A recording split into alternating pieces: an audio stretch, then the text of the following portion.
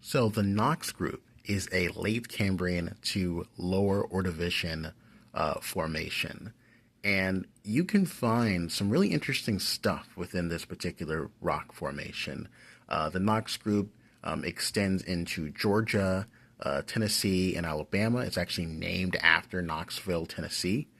And it is really only known from the eastern portion of the United States. And again, this represents more of a shallower marine deposit. We find lots of carbonate rocks, and we even find some extensiveness of things like silica deposits, so chert deposits.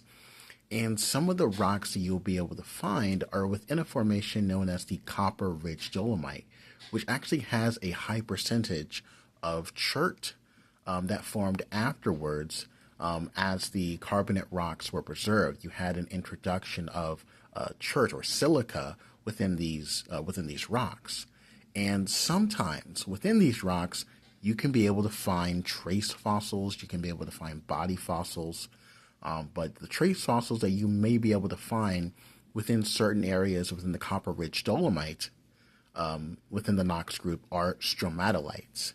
And this is a stromatolite, or at least the stromatolitic banding preserved in chert from the Copper Ridge Dolomite. This particular specimen comes from Adairsville, Georgia, which is in northwest part of the state.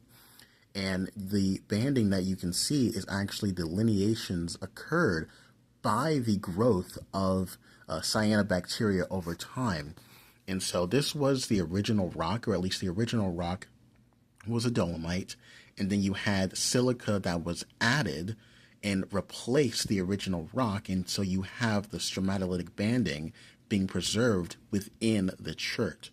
So let's see here. I turned on my flash so you can see a little bit better. But as you can see, this is actually the growth being preserved within this chert. This beautiful growth, this laminar formation is actually formed by the growth of the cyanobacteria over time, these stromatolitic domes. And so this rock I had recently cut open from a field trip that I had recently did into the Knox group within the Copper Ridge Dolomite member. And one of the rocks that we found, or at least the rock that I found, which is this one, really does show really nice stromatolitic banding. Now, when you're out looking for stromatolites, it can be very difficult because the lineations, the lineations, more of the layering is really hard to see, especially in chert. But when you slice them in half, you'll be able to see the lineations very well. So in order to identify a stromatolite, it's very hard to do it on the surface of the rock, though you can do that, but it's a lot easier to slice these things in half and be able to see the stromatolitic banding yourself. So we'll get a closer look here. So as you can see, each of these layers that you see is silica, but the silica has replaced the stromatolitic banding, the cyanobacteria growth here. Here's, again, the same specimen. And as you can see here, each dome represents the growth of this cyanobacteria. They would have had this sticky goo, and sediment would have trapped it. And so stromatolites occur when they grow up and upwards. Because they needed an environment where light would reach the surface. These animals or these organisms lived in a shallower deposit, so where light penetrates the water. Because these organisms actually were photosynthesizers, so they needed the sunlight to feed. And so what you're looking at here is the growth.